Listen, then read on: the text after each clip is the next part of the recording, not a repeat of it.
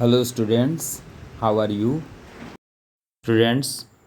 इस वीडियो में class 6 CBSE history book chapter 4 जिसका टाइटल है what books and burials tell us, इस एक्सरसाइज का क्वेश्चन आंसर हम लोग इसमें आंसर करेंगे। तो देखते हैं पहला क्वेश्चन। इस चैप्टर का पहला क्वेश्चन है match the columns. Answer A number का हो जाएगा सुक्ता का वेल सेड चैरियट्स। चैरियट्स का अर्थ रथ होता है। चैरियट्स का यूज्ड इन बैटल्स, युद्ध में काम आते थे। यजना सेक्रीफाइस, दासा स्लेव, मेगालिथ का हो जाएगा stone boulder. Let's move on the question number 2। Complete the sentences. इसमें सेंटेंस कंप्लीट करना है, फिल इन द ब्लैंक्स करना है। A number slaves were used for dash, इसमें भरोगे डूइंग वर्क। गुलाम का यूज होता था काम करवाने में, काम करवाया जाता था। B number megaliths are found in dash, megaliths जो होते थे कहाँ पाए जाते थे। आंसर करोगे, फिल इन द ब्लैंक्स करोगे। South India, Kashmir and north east. C number stone circles और boulders on the surface were use to point, use to, fill in the blanks करोगे, point out the exact place of burial. D number port holes were used for dash, इसमें भरोगे transferring dead bodies into cyst. जो port hole बने हुए रहते थे कब्रनुमा घरों में, तो उसमें अंदर जाने के लिए छोटे छेद छोड़ दिए जाते थे। उसी छेद से बॉडी को, डेड बॉडी को ट्रांसफ़र किया जाता था अंदर दफन करने के लिए। जो कमरे बनाए जाते थे उस कमरे में।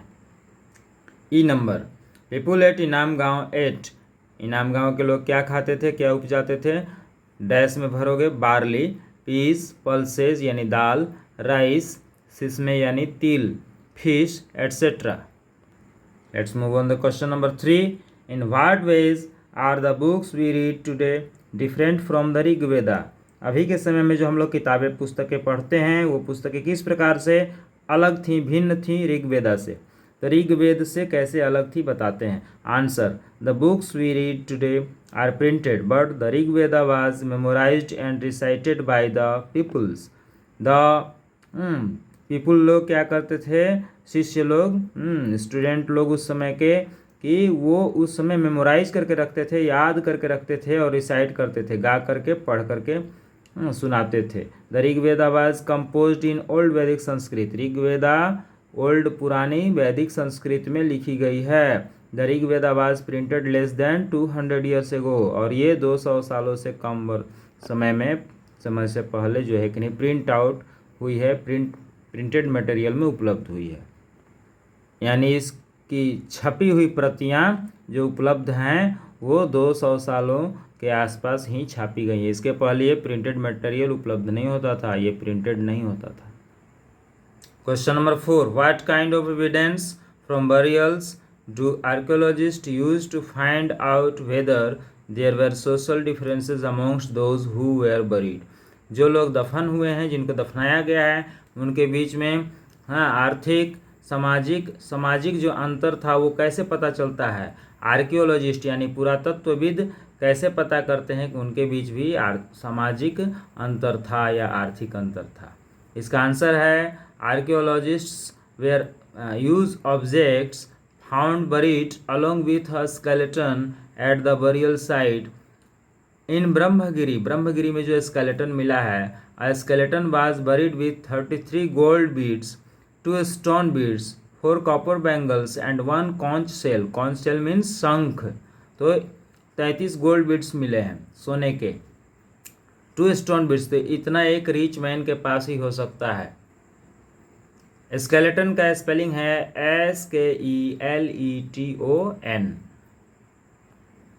However, only a few pots were found buried, then it was the skeleton of a poor man। और एक स्केलेटन के पास केवल कुछ बर्तन ही प्राप्त हुए हैं, इससे पता चलता है कि वो गरीब आदमी था।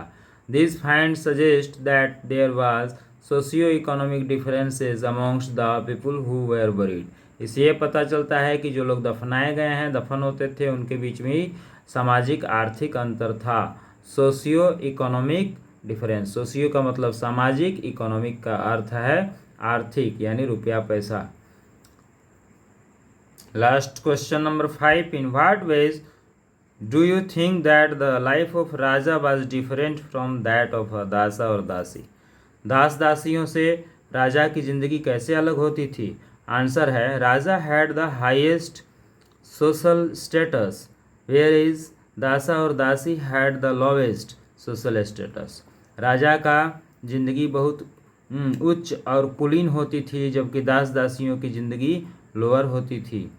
दे were captured from wars and were treated as the property of their master, and दासा और दासी were treated as the slaves।